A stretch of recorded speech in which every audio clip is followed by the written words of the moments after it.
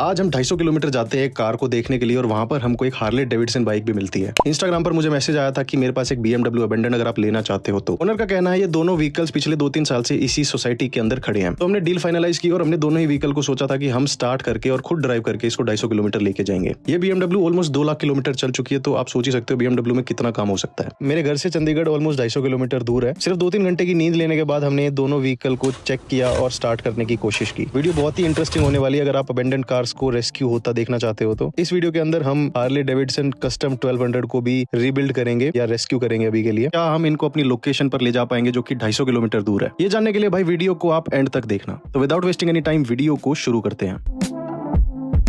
तो फॉर्च्यूनर की तो भाई स्टोरी खत्म हो ही गई थी। अगर आपने नहीं देखा तो आप लास्ट वीडियो में जाके देख सकते हो। फॉर्च्यूनर के बाद मैंने काफी ज्यादा गाड़ी देखी भाई, मैं ढूंढ रहा हूँ पिछले 10-12 दिन से, और आप लोगों के काफी ज्यादा मैसेजेस भी आ रहे थे भाई व्हाट्सएप पे कि हमारे पास ये वाली कार खड़ी है। राजस्थान से भी, बैंगलोर से भी, काफी जगह से भाई मैसेजेस आ रहे थे। तो भाई आप में से एक भाई का इंस्टाग्राम पे मैसेज आया हुआ था कि मेरे पास एक BMW अगर आप लेना चाहते हो तो मुझे इस नंबर पर कॉन्टैक्ट करो। तो भाई ये मैसेज आया था 9-9:30 बजे और मैंने 11-11:30 बजे इस मैसेज को देखा। उनसे मेरी चैट पे बात हो रही थी, फिर उसके बाद मैंने उनको कॉल कर लिया था। मैंने डिसाइड किया था कि भाई कुछ भी हो जाए ये चीज देख के तो आनी है। अगर BMW काफी टाइम से खड़ी है तो उसमें दिक्कत हो सकती है। तो रात को हम 2-3 दोस्त थे भाई, रोहतक से चंडीगढ़ 2.5-3 घंटे का ही रास्ता है। हाईवे अच्छा बना हुआ है 152D। तो हम सोच रहे थे भाई वहीं जाके रुकते, हमारा सेक्टर 11 में घर भी है तो वहां जाके रुक जाएंगे और सुबह देख लेंगे कार को। तो भाई उसके बाद मैंने ओनर से फोन पे बात की। भाई वो इंस्टाग्राम पे आपने वो भेजा था ना मेरे को अपना नंबर, गाड़ी की रिगार्डिंग बात कर रहा भाई।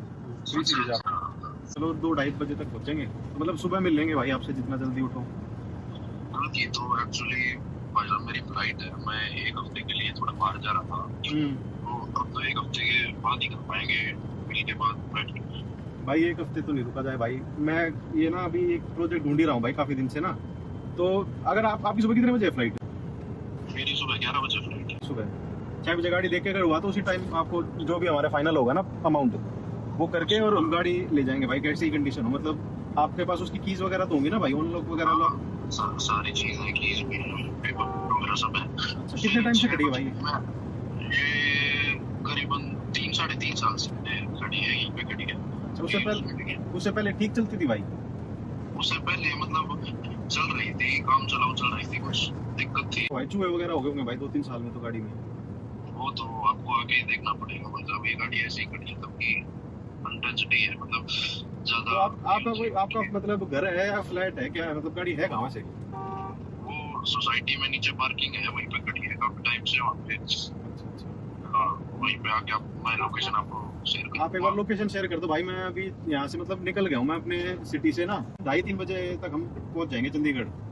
तो आपके पास सुबह ये है कि चलो आप कितने बजे उठ पाओगे अर्लीस्ट, हम उसी टाइम आ जाएंगे भाई। सुबह 6-6:30 7 बजे तक मैक्स मेरा, वरना तो मेरा फ्लाइट ही रेगुलेट होगा। आप 7 बजे से पहले आ सको तो थोड़ी साथ ट्राई करना 7 बजे से पहले आने की। कोई नहीं, मैं 6 बजे से 6:30 बजे आपको कॉल कर लूंगा। आप एक बार लोकेशन डाल दो मेरे को। मेरा वैसे तो है यहाँ पे सेक्टर 11 में है चंडीगढ़ घर, तो हम वहाँ से ही आएंगे आपके पास। तो मेरे को एक बार लोकेशन डाल दो आप। इसी नंबर पे लोकेशन शेयर कर। हाँ, इसी नंबर पे भाई लोकेशन शेयर करते हैं भाई। आप एक बात बताओ, आप ही के नाम है ये गाड़ी अभी या कोई और ओनर है? ये गाड़ी सिस्टर के नाम पे है। अच्छा, चलो मतलब अगर हम पेपर वर्क करेंगे तो मतलब हो जाएगा ना? वो हो जाएगा, वो सब हो जाएगा। ठीक है। तो भाई रेट वेट का थोड़ा आप देख लेना, वैसे मैं आ ही रहा हूँ। चलो ठीक है भाई, आता हूँ भाई मैं। आप एक बार सीरियस बात कर रहा हूँ भाई, मैं सही में गाड़ी में, देखो हॉर्न की आवाज सुनाऊं, हम सही में चल रहे हैं भाई। कोई नहीं भाई साहब, आप आ जाओ, सुबह फिर बैठ के बात कर लेते हैं। ठीक है भाई, ठीक है। ओके, एक बार लोकेशन भेजना भाई। लोकेशन ठीक है।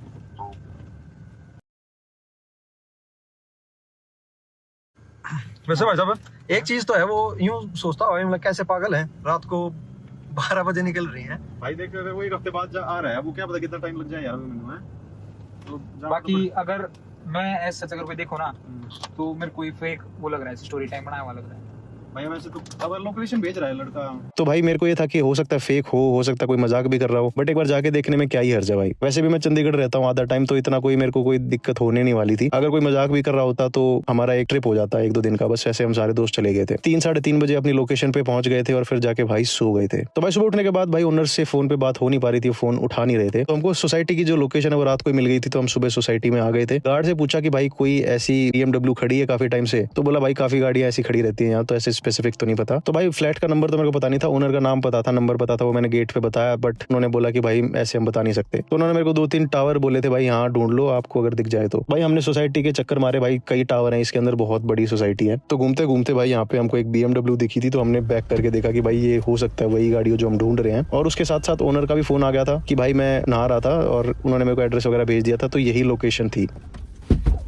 तो भाई ये है BMW 3 सीरीज, जिसको E90 के नाम से ही बोलते हैं। 320D है, मतलब इसके अंदर डीजल इंजन है, N47 होगा, 4 सिलेंडर सिंगल टर्बो। BMW की 320D सबसे फेवरेट वेरिएंट रहता है भाई इंडिया के अंदर, क्योंकि इसकी एवरेज बहुत अच्छी होती है। 330D भी आती है भाई, 330i भी आती है। 330i पे तो काफी ज्यादा वीडियोस है मेरे चैनल पर, आप देख सकते हो। 2012 मॉडल मेरे को याद है, जहां तक ओनर ने मेरे को बताया था। तो भाई ये जनरली आपको 2008 से लेकर 2012 तक दिखेगी कार, और ये बहुत ही पॉपुलर वर्जन था 3 सीरीज का। तो जब आप कार को ऐसे एक जगह पर छोड़ देते हो भाई, तो उसके बाद व्हाइट कलर भी ऑलमोस्ट ब्राउन होने लगता है, और जितने भी पार्ट्स होते हैं ना, जैसे रबर के पार्ट्स हो गए, प्लास्टिक के, सब डिग्रेड होना चालू हो जाते हैं। भाई ओनर का कहना है कि ये कार ऑलमोस्ट 1,78,000 चली हुई है, और उन्होंने कभी भी आज तक टाइमिंग चेन का काम नहीं किया है। इस कार के अंदर जो N47 इंजन है, उसमें सबसे ज्यादा टाइमिंग चेन के इश्यूज होते हैं। अगर आप कहीं पर भी N47 टाइमिंग चेन लिख के देखोगे भाई, तो आपको इतने ज्यादा रिजल्ट्स दिखेंगे कि भाई मेरा इंजन फेलियर हो गया। 50-50 हजार 60-60 हजार किलोमीटर पे भी लोगों की टाइमिंग चेन खराब हो रही है। टाइमिंग चेन स्ट्रेच हो जाती है भाई, उसके बाद टूट जाती है। क्या है कि जब लोग ज्यादा गाड़ी को चलाते नहीं है, इंटरवल ये मान के चलो 15-20 हजार किलोमीटर पर रखते हैं ऑयल चेंजेस का, तो टाइमिंग चेन स्ट्रेच होने के बाद टूट जाती है, और फिर इंटरनली बहुत डैमेज होता है। रिपेयर करने का कोई फिर सेंस नहीं बनता। इस BMW का जो बॉडी शेल है भाई, वो एल्यूमिनियम का होता है, तो रस्ट ज्यादा आपको कहीं देखने को मिलेगा नहीं। टायर्स की कंडीशन भाई आप यहाँ पे देख ही सकते हो, हर जगह पर क्रैक्स आए हुए हैं। ऐसा हो जाता है जब आप रबर को छोड़ देते हो काफी टाइम तक, तो ये ड्राई हो जाती है, और फिर उसके बाद आपको इसको चेंज ही करना पड़ेगा। तो देखते हैं कि भाई 250 किलोमीटर हम इसको ले जा पाते हैं या नहीं, और ये टायर फ्लैट होते हैं या नहीं। आगे से जो हेडलाइट है उसके ऊपर स्मोक किया हुआ है भाई, स्मोक की फिल्म लगाई हुई है, हो सकता है येलो हुई हुई हो, ये हो सकता है खराब हो। तो भाई इस कार को सेव करेंगे जरूर, और इसको अच्छी कंडीशन में लेके आएंगे जैसी फैक्ट्री से होती थी। वाइपर उठाने के बाद देख सकते हो भाई इतना ज्यादा बिल्डअप हो गया है। ये भाई वो हार्ले डेविडसन जो मैं बता रहा था, इस हार्ले डेविडसन का नाम है कस्टम 1200। इसमें 1200 सीसी का इंजन है। इतना मेरे को बाइक्स के बारे में भाई पता नहीं है, ना ही मेरे को इतना ज्यादा कोई शौक है बाइकों का। तो भाई इन दोनों व्हीकल्स को स्टार्ट करेंगे और देखते हैं कि स्टार्ट कर पाते हैं या नहीं। तो भाई इन दोनों व्हीकल्स को आज हम स्टार्ट करके 250 किलोमीटर लेके जाएंगे। तो E90 की भाई ऐसी कुछ की मिलती है आपको, इसके अंदर से फिजिकल की रिमूव कर देते ताकि हम डोर को अनलॉक कर पाए, बट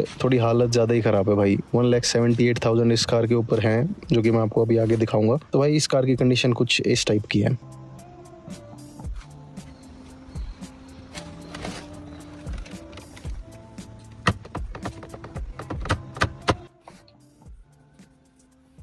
ये है तो वैसा इंटीरियर जैसे 330 का है। तो भाई इस इंटीरियर पे डेफिनेटली काम करना पड़ेगा। जो स्विच होता है हमारे हेडलाइट का, वो बिल्कुल खराब हो चुका है, तो भाई वहां से कोई भी ना आप सिलेक्ट नहीं कर पा रहे हो मोड, ये एक ही मोड के ऊपर है, तो इस स्विच भी हमको चेंज करना पड़ेगा। इस इवेंट तो भाई टूटे हुए हैं। यहाँ पे भाई एडिशन लिखा हुआ है, और इसी के एडिशन के ऊपर ये जो डोर सील होती है ये खराब हो चुकी है, मतलब पानी इसके अंदर आ सकता है। तो भाई हैंड रेस्ट और ड्राइवर सीट की मेन कंडीशन सबसे ज्यादा खराब है। इस कार के जितने भी डोर लॉक है वो भाई काम नहीं कर रहे हैं। सेंटर में एक डोर लॉक का स्विच होता है, उससे सारे जो डोर है वो अनलॉक होने चाहिए, बट मैनुअली अनलॉक करने पड़ रहे हैं भाई। एक करके हम जितने भी डोर्स हैं उनको अनलॉक कर लेते हैं ताकि हम कार को एक्सेस कर पाए। पीछे वाली साइड भी दिखाऊं तो आपको भाई यहाँ पे होली खेली हुई है मस्त, और ये सारा सामान अभी कार के अंदर है जो हम निकाल लेंगे बाद में। रियर ब्लाइंड भी भाई खराब है इस कार का, यहाँ पर देख रहे हो आप, ये मेरे को तो लग नहीं रहा फंक्शनिंग होगा, बट आगे देखेंगे। सनरूफ की जो सील होती है भाई वो भी खराब हो चुकी है, और यहाँ से पानी अंदर जा रहा होगा जरूर, और इस सनरूफ को भी अभी खोलने की कोशिश करेंगे। नहीं भाई क्या पता चलेगी अगर खोल दिया तो बंद ना हो, वैसे ग्लास नहीं टूटा हुआ। बोनट ओपन करके दिखाऊं तो भाई ये है N47 इंजन, और जैसे फॉर्च्यूनर पे हमने टेप लगाई थी ना भाई टर्बो वाली एयर फिल्टर की पाइप पे, वैसे यहाँ पे पहले ही किसी ने लगाई हुई है, तो डेफिनेटली ये चेंज करना पड़ेगा भाई। और जो आप ब्लैक ब्लैक देख रहे हो भाई, ये पेंट नहीं है, ये स्मोक है भाई इस कार का ना। इस कार के अंदर भाई इंजन बे के अंदर से स्मोक आता है, वो पता नहीं कहाँ से आ रहा है, वो भी हमने देखा नहीं है। तो लेफ्ट साइड का जो सारा एरिया है ये वैसे व्हाइट है, बट ये स्मोक की वजह से बिल्कुल ब्लैक हो चुका है। तो देखना है भाई ये कहाँ से आ रहा है स्मोक। तो डेफिनेटली इंजन की कंडीशन इतनी अच्छी नहीं है जितनी सोची थी। सबसे पहले आपको कूलेंट और जितने फ्लूइड से चेक कर लेने चाहिए भाई गाड़ी को स्टार्ट करने से पहले, और ये बिल्कुल ही ड्राई था। कूलेंट एक्सपेंशन टैंक का जो कैप होता है भाई वो खराब हो चुका है, और अब कूलेंट भी यहाँ से जरूर निकल रहा होगा। इंजन की कैप रिमूव करके देखते हैं भाई कि कैसी कंडीशन है। अगर आपको यहाँ पे ऐसा कुछ दिख रहा है ना भाई येलो येलो, तो इसका मतलब भाई इंजन ऑयल के अंदर कूलेंट मिक्स हो गया है, और भाई डेफिनेटली डैमेज हुआ होगा इंजन में। ऐसा कुछ नहीं है भाई, ऑयल इस गेज के अंदर अभी शो कर रहा है, बाद में मेजर करेंगे। तो भाई 2 लीटर हमने यहाँ पे कूलेंट डाला है, मतलब पानी डाला है, और भाई हम ये सारा सामान लेके आए थे भाई साथ में, एडिटर वगैरह, engine oil, brake fluid, tools and all, काफी सारी चीजें लेके आए थे भाई, एकदम से ही आए थे ना, तो ये जितनी चीजें हो सकती थी जल्दी जल्दी रख ली थी। जंपर केबल भी लेके आए थे भाई, बैटरी लाना भूल गए थे, स्कैनर भी लेके आए थे, और एयर पंप भी लेके आए थे। तो स्कॉर्पियो एन के अंदर आगे भाई कहीं पे भी ना ये वाला सॉकेट नहीं है, डिग्गी में आपको एक ही देखने को मिलता है यहाँ पर।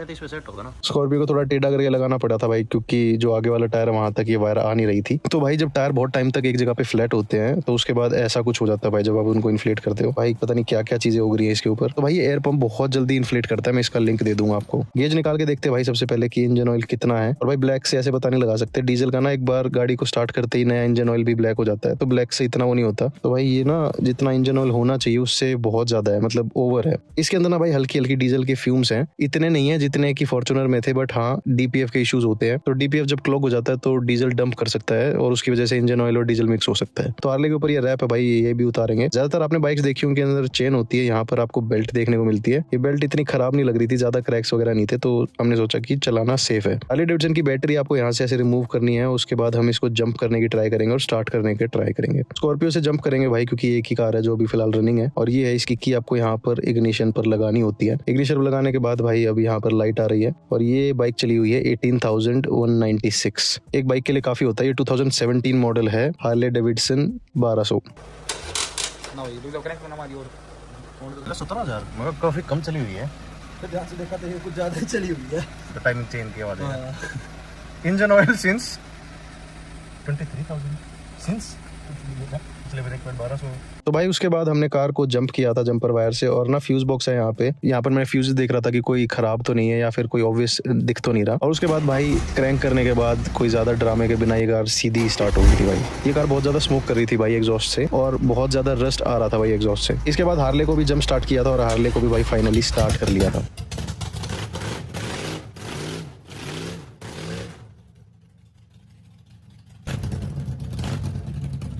एग्जॉस्ट से बहुत ज्यादा रस्ट आ रहा था, तो अंदर बहुत ज्यादा कार्बन बिल्डअप है। इस कार का जो डीपीएफ है वो डेफिनेटली भाई साफ करना पड़ेगा।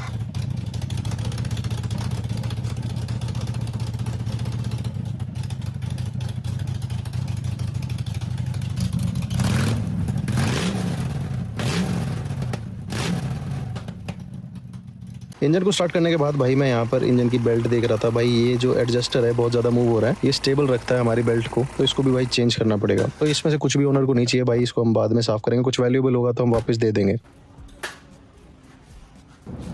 वाइपर चला दो।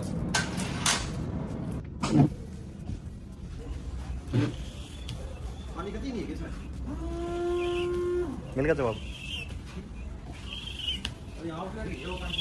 तो भाई काफी टाइम के बाद इन दोनों व्हीकल्स को आज भाई ड्राइव करेंगे हम। हार्ले डेविडसन को भी भाई मैं बीच में चला के देखूंगा, हालांकि मेरे को इतनी बाइक का शौक नहीं है, बट भाई ड्राइव करके देखेंगे इसको। E90 भाई डेफिनेटली बहुत ज्यादा काम है इसमें भी। तो भाई सबसे पहले इस कार को अच्छे से वॉश करेंगे और फिर जितने भी मेंटेनेंस आइटम है वो सारी चीजें देखेंगे। 250 किलोमीटर ड्राइव करना भाई, इसलिए इसका विंडशील्ड अच्छे से साफ कर दिया था। ले भाई अपनी चाबी पकड़ ले, ये नहीं बाइक ना चलाऊं भाई।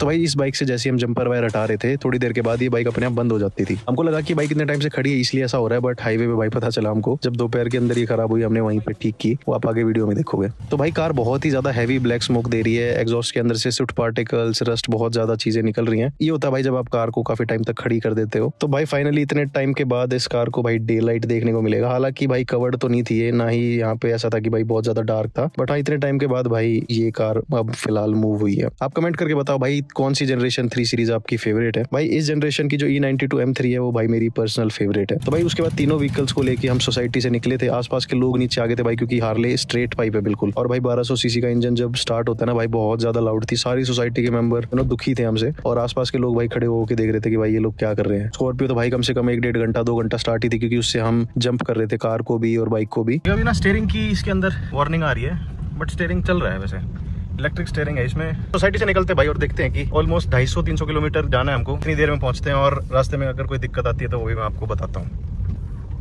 फ्लूइड्स वगैरह सारे चेक कर लिए हैं। ब्रेक ऑयल थोड़ा सा कम था, कूलेंट तो ऑलमोस्ट 2 लीटर था ही नहीं गाड़ी में। तो भाई वहाँ से ऑलमोस्ट 5-7 किलोमीटर हम ना हाईवे पे आ गए हैं। मैंने ट्रिप 0 कर दिया है यहाँ पे, तो देखते कितनी चलती है अपने, मतलब लोकेशन कितनी है। मेरे हिसाब से 250 किलोमीटर होना चाहिए। तो अभी यहाँ पे फ्यूल डलवाएंगे भाई, हार्ले में और इसमें दोनों में ही, और उसके बाद निकलते हैं।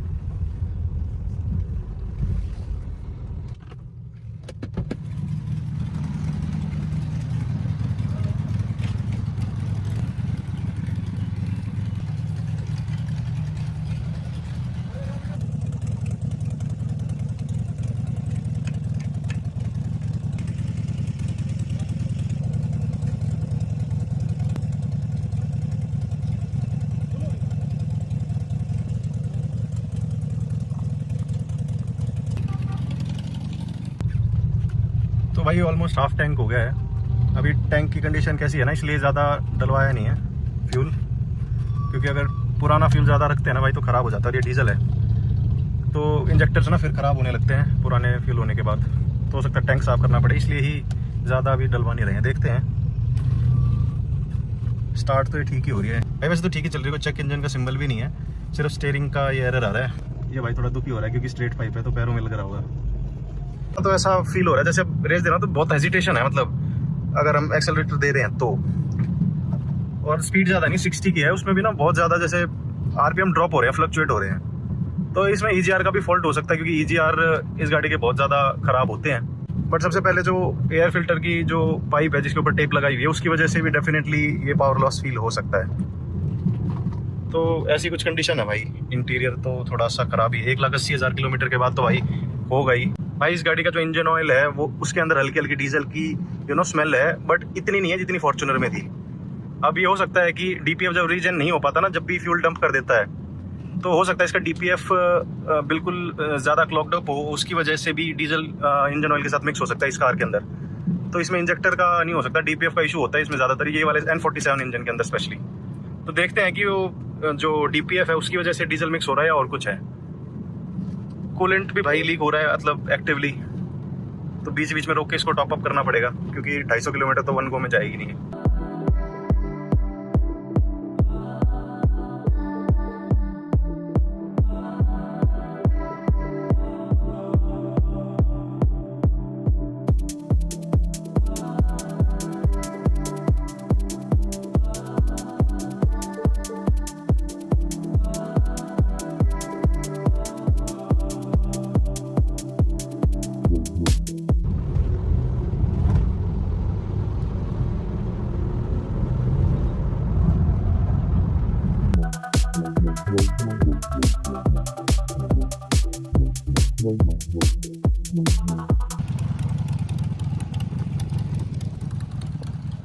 भाई वैसे तो यहाँ से AC का पानी आना चाहिए, बट इस कार का हल्का हल्का कूलेंट भी लीक हो रहा है। तो पानी के अंदर भाई कभी भी ऐसे ना रेनबो का इफेक्ट नहीं आता। इसका मतलब है कोई ना कोई फ्लूइड मिक्स हो रहा है, या तो इंजन ऑयल है या कूलेंट है। कूलेंट तो भाई डेफिनेटली टॉप अप करना पड़ेगा आगे चल के।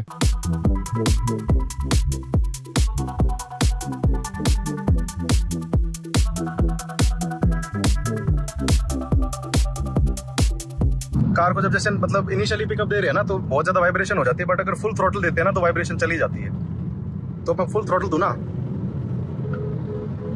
भाई, ज्यादा भी मैं ना प्रेशर देना नहीं चाहता इंजन को, क्योंकि क्या पता कितने टाइम से इंजन ऑयल ये चेंज नहीं हुआ है। दिखा रखा है कि 23,000 से इसका इंजन ऑयल चेंज नहीं हुआ है, बट हो सकता है रीसेट भी ना हुआ हो, तो इसका इंजन ऑयल वगैरह चेंज करेंगे। प्लान मेरा यहीं पे करने का था, बट रात को ऐसे टाइम पे निकले भाई कि ये सारी चीजें पॉसिबल हुई नहीं एकदम से। तो भाई इसके जितने भी फिल्टर हैं, फ्लूइड्स हैं, सारी चीज करेंगे भाई, टोटल इसको बिल्कुल नए जैसा बनाएंगे गाड़ी को।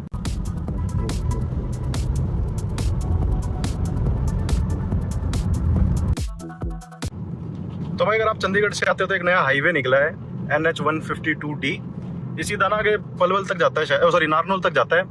तो ये बिल्कुल सीधा स्ट्रेच है। पहले आपको करनाल पानीपत होके फिर रोहतक जाना पड़ता था, अभी डायरेक्टली वहां से रोहतक से निकलता है। 2-3 घंटे बच जाते हैं, मतलब 2-2.5 घंटे में आप सीधे चंडीगढ़ से पहुंच जाते हो रोहतक। पहले जहाँ पे 5 घंटे लगते थे अब सिर्फ 2.5 घंटे ही लगते हैं। तो भाई अभी 200 किलोमीटर दिखा रखा है, 24 किलोमीटर हम आगे हैं। उससे पहले 10-1 किलोमीटर हम सोसाइटी से भी निकले होंगे, तो भाई मोटा मोटा 250 किलोमीटर होना चाहिए।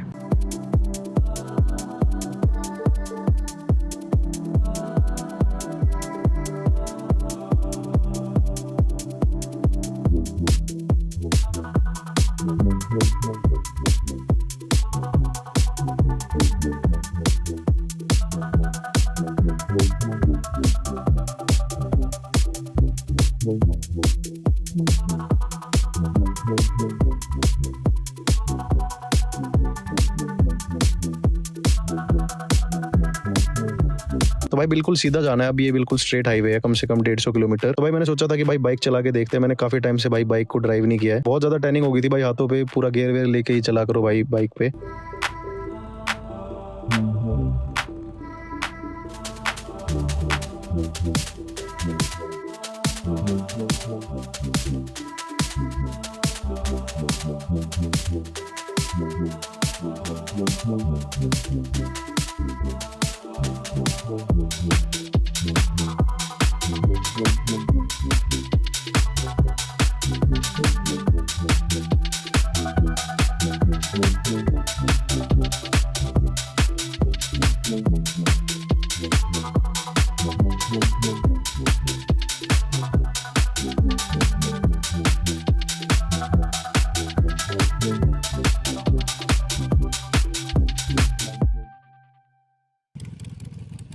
तो भाई BMW के जो आरपीएम बहुत ज्यादा फ्लक्चुएट कर रहे थे, कार को बहुत ज्यादा रेस देके रखना पड़ रहा था, नहीं तो कार बंद हो रही थी। तो भाई एक बार कैप उतार के मैं इसलिए देख रहा हूँ कि बैक प्रेशर कितना है इस इंजन के अंदर। भाई बैक प्रेशर होगा जब भी ऐसा होता है, इंजन ऑयल भी भाई बंद करती है। फिर इसके अंदर तो बहुत ज्यादा इंजन ऑयल है भाई। पावर का लॉस तो भाई एयर फिल्टर के बॉक्स के ऊपर जो ये टेप है इसकी वजह से भी हो सकता है। तो देखते हैं भाई अभी क्या सिचुएशन बनती है। तो भाई इसके अंदर काफी बैक प्रेशर है, इतना होना नहीं चाहिए। तो बेसिकली क्या है, जो क्रैंक केस वेंटिलेशन है ये अच्छे से काम नहीं कर रहा होगा। पुराना डीजल होने के बाद भाई वो खराब हो जाता है। हमने हालांकि नया डीजल डाला है, थोड़ा ही डाला है, इसलिए डाला था। हो सकता है टैंक को साफ करना पड़े या डीजल इंजेक्टर्स को साफ करना पड़े। तो अभी यहाँ पे तो हम भाई यही कर सकते हैं कि इसके अंदर एडिटिव डाल सकते हैं। इसके जो पुराना इंजन ऑयल है जब ड्रेन करेंगे तो भाई चेक करेंगे कि कितने लीटर है इसके अंदर। 5.5 लीटर इंजन ऑयल होना चाहिए भाई N47 में। इसमें देखते हैं कि कितना निकलता है। तो भाई अगर आप कोई कार देखने जा रहे हो, उसका बैक प्रेशर देखना है, तो इंजन को स्टार्ट करके ऐसे कैप अगर आप रखते हो तो भाई ये जो चीज हो रही है ऐसा नहीं होना चाहिए। अगर कैप ऐसे डांस कर रही है भाई तो इसका मतलब बहुत ज्यादा बैक कंप्रेशर है इंजन में, जो कि इस इंजन के साथ भाई है। तो भाई अभी मेरे पास ये एडिटिव था, हालांकि पेट्रोल कार्स के लिए है, बट अभी फिलहाल इस हाईवे पे और कुछ है नहीं हमारे पास। ज्यादा क्या होगा भाई, टो करानी पड़ेगी कार। मैंने इसके अंदर ये वाला जो एडिटिव है वो डाल दिया था। तो इसका वैसे डाइल्यूशन रेट तो भाई फुल टैंक के अंदर होता है, इसके अंदर अभी सिर्फ हाफ टैंक ही है। तो अगर खराब हो या फिर स्टक हो तो इससे थोड़े बहुत खुल जाएंगे। तो भाई ओरिजिनल BMW का एडिटिव है, हालांकि ये यूज इसलिए होता है जहाँ पे आपको खराब पेट्रोल मिलता है, मतलब नॉर्मल पेट्रोल मिलता है। अब टैंक के अंदर ये डाल दो तो आपको प्रीमियम फ्यूल वाली मतलब पावर मिलती है। तो अगर आपकी भी डीजल कार के इंजेक्टर में दिक्कत आ रही है तो भाई डीजल पर जाता है, जो कि लिक्विमोली का मैं रेकमेंड करूंगा। ये तो भाई इमरजेंसी केस के अंदर हम इसके अंदर यूज कर रहे हैं पेट्रोल वाला। तो डीजल एडिटिव हमेशा फुल टैंक के अंदर डालना चाहिए और आपको हाईवे पे कार को 15-20 किलोमीटर डेफिनेटली ड्राइव करना चाहिए। उसके बाद आपके डीजल इंजेक्टर साफ हो जाएंगे अच्छे से। टायर की कंडीशन भाई देख ही सकते हो आप किस टाइप के टायर है। हालांकि कहीं से भी अभी ना एयर लीक हो नहीं रही है, सारे टायर की कंडीशन सेम ही है भाई। उसके बाद भाई निकलते हैं, क्योंकि धूप अब इस टाइम पे होना स्टार्ट हो गई थी और भाई इतनी ज्यादा टर्निंग हो गई ना हाथों पे इसके बाद की भाई मैं बता नहीं सकता हूँ।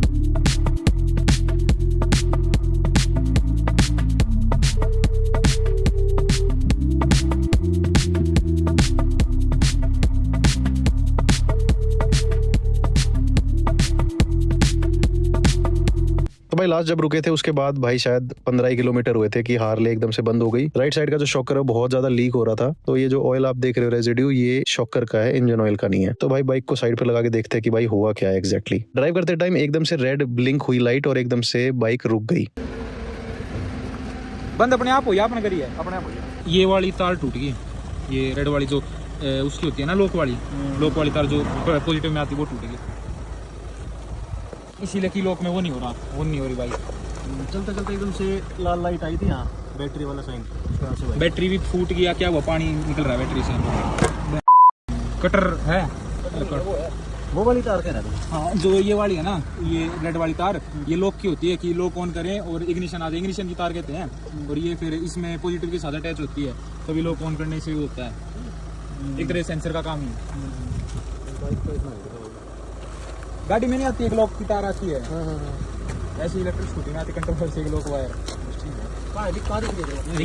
अरे यार लॉक वायर है, ये किसके साथ लॉक होती है? ये पॉजिटिव के साथ लगेगी। एक बार तो मेरे को लाइन जरा खत्म हो गया। अच्छा, मैं थिम्बल ले रहे हो? ये वाला जो लीक हो रहा है ना, इसका ऑयल आ रहा है सारा। मेरे को एक बार लगा इंजन ऑयल आ गया। स्मेल भी ऐसी इंजन ऑयल जैसी आ रही है ना।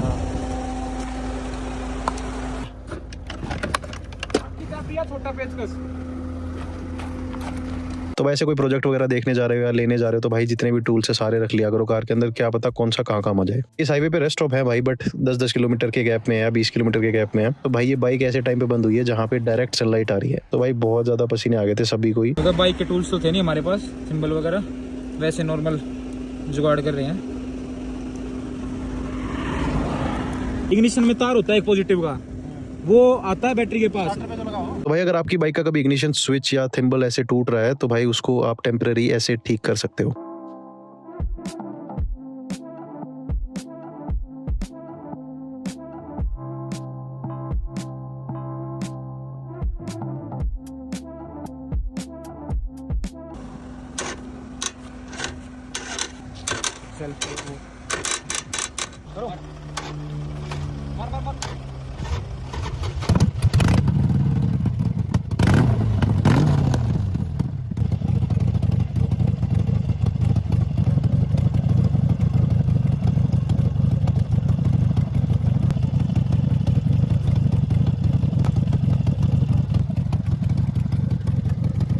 तो भाई जीरो करने के बाद 152 एग्जैक्ट हम इस कार को ड्राइव करके आ चुके हैं भाई। इतनी ये बाइक चल गई होगी और अभी तक मैं ही ड्राइव कर रहा था इसको भाई, बट अब थोड़ी गर्मी ज़्यादा हो रही थी और मैं इतनी ज़्यादा ड्राइव करता नहीं हूँ बाइक, तो ये बाइक को आती है, ये चलाने लग रहा है भाई। एसी भी ठीक है, मतलब गर्मी नहीं लग रही है कह सकते हैं। अभी वेदर ठीक हो गया वैसे।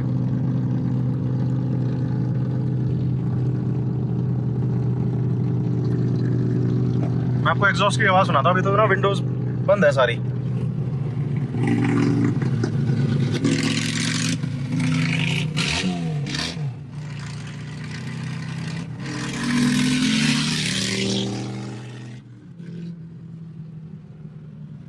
भाई काफी लाउड है यार। ये स्ट्रेट पाइप है दोनों साइड से, 1200 सीसी कस्टम 1200 नाम है हार्ले डेविडसन का।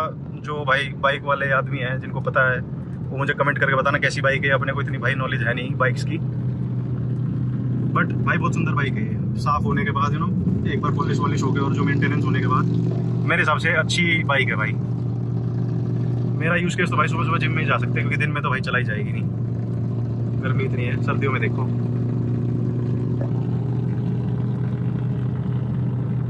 गुआना का आ गया भाई, इसके बाद आएगा रोहतक का।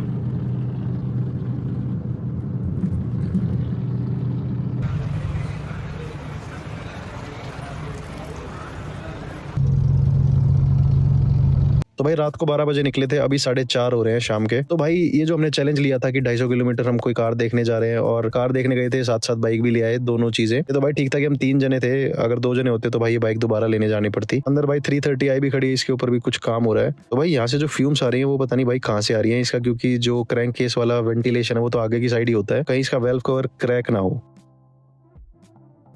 रैप है भाई, ये उतार दिया था, मेरे को तो इतना खास लग नहीं रहा था ये, और ये खराब भी हो चुका था भाई, कई कई जगह से फटा हुआ था। तो मैंने सोचा इसको उतार ही देते हैं और इस बाइक को भाई फर्स्ट वॉश करेंगे इतने टाइम के बाद। तो भाई मैं एक और चीज सोच रहा हूँ, एक मेरे पास CBZ है भाई 1996। तो भाई जब मैं पैदा हुआ था उस टाइम पे मेरे फादर साहब ने ली थी ये, और इसको ना भाई रिस्टोर करने की सोची थी मैंने लॉकडाउन के अंदर। ये वैसे बाइक ठीक ही थी, मैंने सोचा था इसको पूरा स्ट्रिप डाउन करके दोबारा से बनाएंगे, बट उसके बाद भाई कोविड हो गया और काफी सारी चीज हो गई, तो भाई ये ना होल्ड पे हो गया सारा। तो भाई ज्यादातर लोग कार रेस्टोरेशन देखने आ रहे हैं भाई इस चैनल पर। तो भाई सारी ज्यादातर तो भाई कार ही चैनल ही है, ये बाइक्स का तो मेरे को इतना वैसे शौक नहीं है, बट ये थोड़ा सेंटिमेंटल वैल्यू है भाई इसकी। और हार्ले का भी भाई अब तो काम करना ही है। तो वीडियो के एंड के अंदर भाई धीरे धीरे इन दोनों बाइक्स के ऊपर काम स्टार्ट करेंगे। जिनको भाई नहीं देखना हो एंड के अंदर भाई स्किप कर सकते हैं। भाई इस हार्ले के जो अलॉय व्हील्स है और मतलब ओवरऑल लुक है ना भाई, वो अच्छा लगता है भाई मेरे को। भाई थोड़ी अग्रेसिव बाइक लगती है ये। आजकल तो स्पोर्ट्स बाइक भाई इतनी अग्रेसिव लग नहीं रही है। ये भाई 2017 मॉडल है और भाई अग्रेसिव है, इसका इंजन बहुत प्यारा है। अभी स्ट्रेट पाइप है तो बहुत ज्यादा लाउड है, बट इंजन भाई सबसे फेवरेट पार्ट है मेरा इस बाइक का।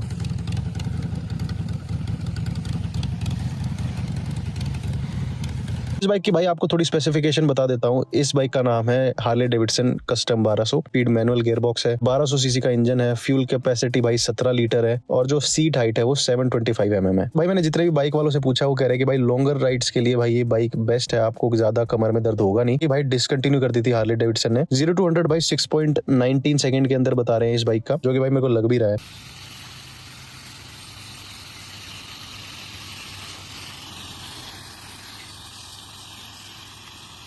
एक्स शोरूम भाई दिल्ली का ज्यादातर 11 लाख के आसपास इसका रेट मेरे को ऑनलाइन दिख रहा है। इसके अंदर भाई ABS का भी वेरिएंट होता था। तो भाई इसके अंदर 2 मॉडल आते थे, एक ABS वाला वेरिएंट था जो कि 11 लाख के आसपास था, और दूसरा वेरिएंट था जो 12.5 लाख के आसपास था। इंजन टॉर्क भाई 96 mm होती है, 67 हॉर्स पावर के साथ भाई 96 Nm ऑफ टॉर्क है। इसका जो टायर साइज है भाई वो 130/90 B16 है फ्रंट का, और रियर का है भाई 150/80 B16। इस बाइक का लेंथ है भाई 2225 मिलीमीटर, ग्राउंड क्लियरेंस 105 mm है, और भाई व्हील बेस है जो वो 1530 mm है।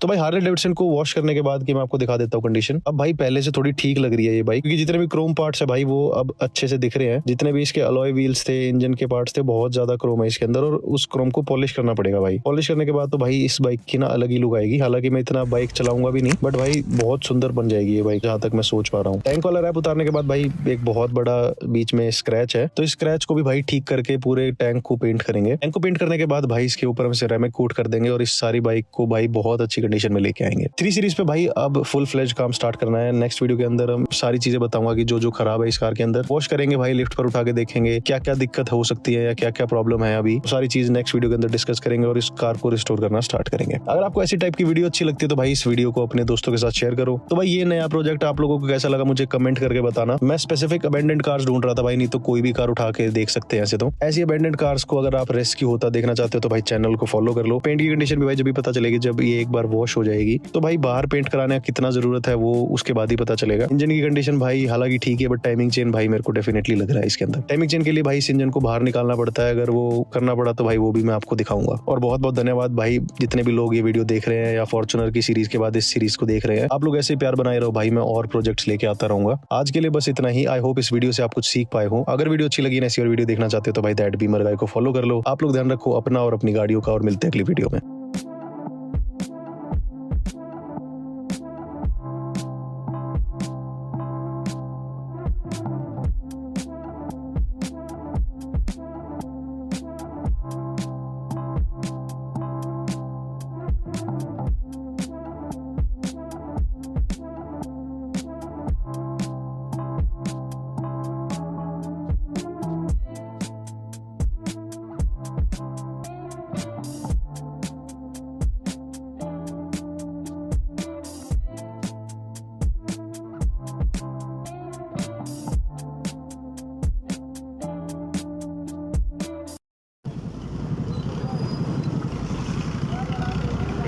तेरे ना किन्ना प्यारे सत तक